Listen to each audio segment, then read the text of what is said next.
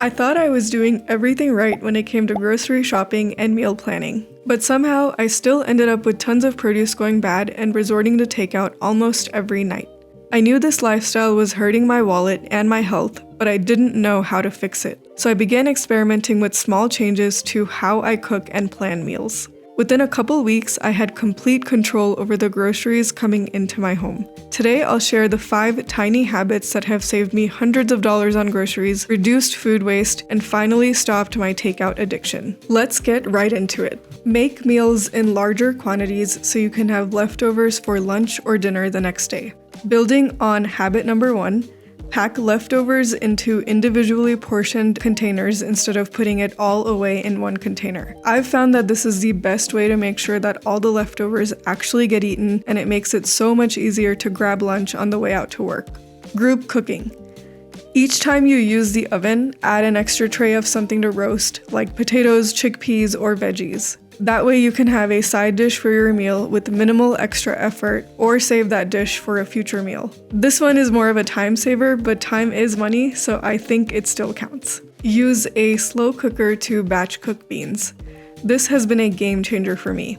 Instead of buying cans and cans of beans, I now soak dried beans overnight in the slow cooker, then the next morning I rinse and drain the soaked beans, add fresh water, and set the beans to cook low and slow while I'm working.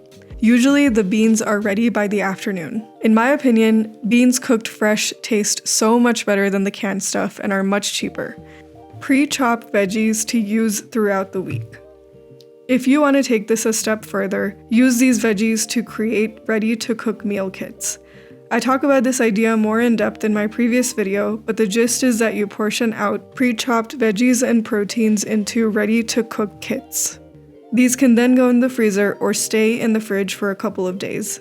This is so much easier and better than meal prep because you don't have to spend hours cooking a bunch of meals, and instead you spread the work out over time. This method also significantly reduces grocery waste because you have already assigned a meal and a plan to each ingredient. Plus, it allows you to have fresh cooked dinners, and in my opinion, that is so much better than reheating the same leftovers from the freezer. If you enjoyed this video, I make a lot of content about how I am up-leveling my life through small changes, and you can too.